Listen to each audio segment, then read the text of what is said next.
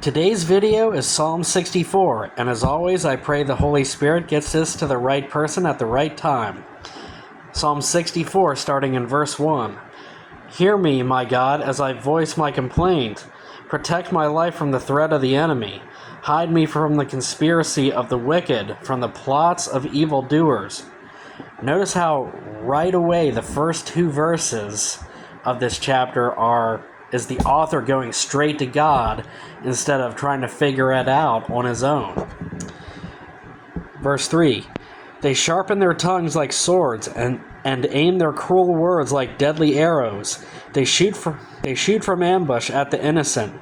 They shoot suddenly without fear. They encourage each other in evil plans. They talk about hiding their snares. They say, "Who will see it?"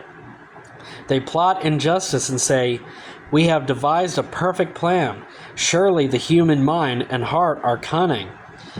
Now these verses were reminding me of God's own words. Isaiah 55 verses 8 to 9.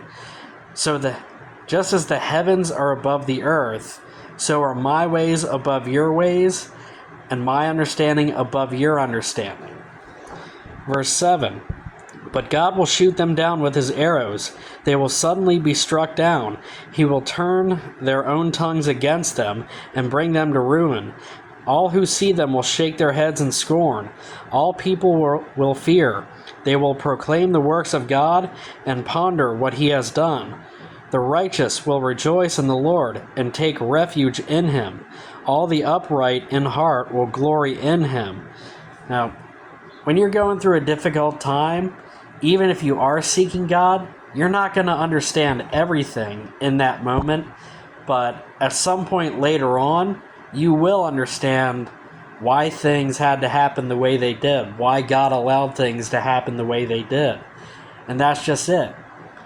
God could just instantly make everything happen just like that, but sometimes he allows things to happen even when we don't understand it, especially in that moment.